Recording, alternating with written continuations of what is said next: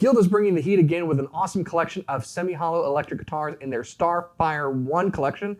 We have a single cut today. Double cuts are on the way. We're going to tell you all about it, so stay tuned.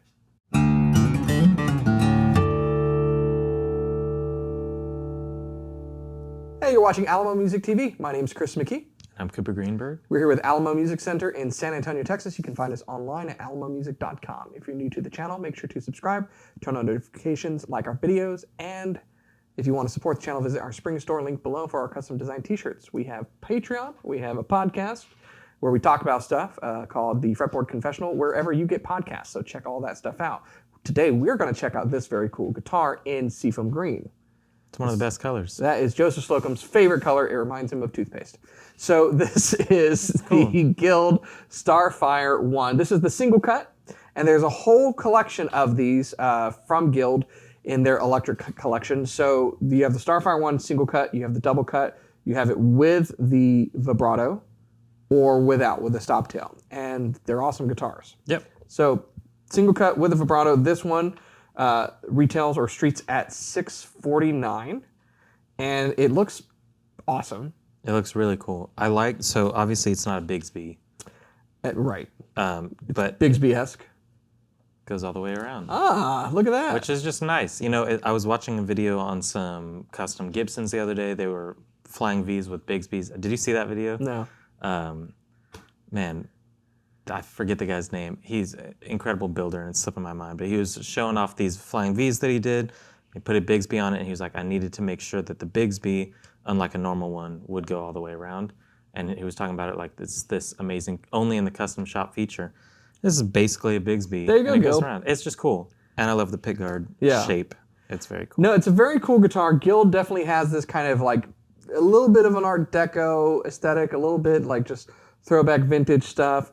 You know, Zach and I were talking earlier about kind of the script. It just looks like someone wrote it on in the best way possible. Yeah. I love the color of this. Now, this one comes in a few different finishes, and the finishes vary depending upon if you're going the double cut or the single cut. Yeah. But outside of the body shape and the bridge, the rest of the features remain intact across the series. Yeah.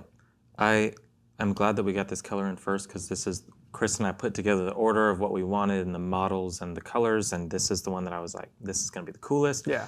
There's white and black and some, you know, transparent cherry stuff and a lot of nice colors. But this is the most alternative. Oh, this is all on a semi-hollow guitar. Yeah. Which is typically all like the reds and the naturals and the sunbursts. So yeah, Seafoam Green right out the gate is awesome. Yep. And you know, I feel like that just suits Guild. Guild tends to be in this kind of alternative vein. They're not Gibson, they're not Gretsch. They embrace quirky designs, particularly with their solid bodies.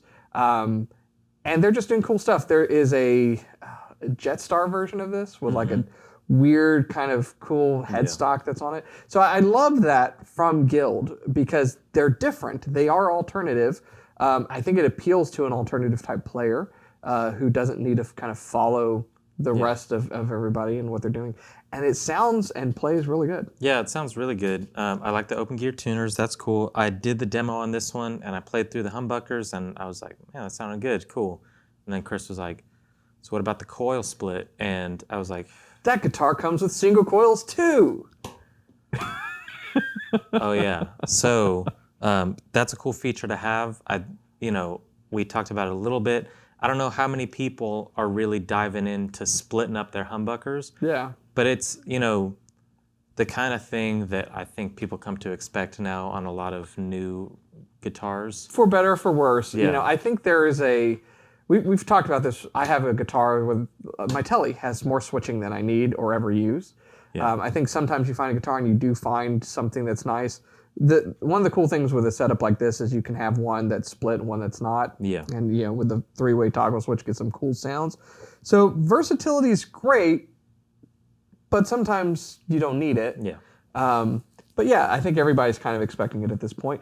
And given the price point, good on Guild for throwing something like that in there because there are more expensive guitars that have fewer features than this. So let's talk about that. You talked about the open gear tuners. These are 18-to-1 ratio tuners.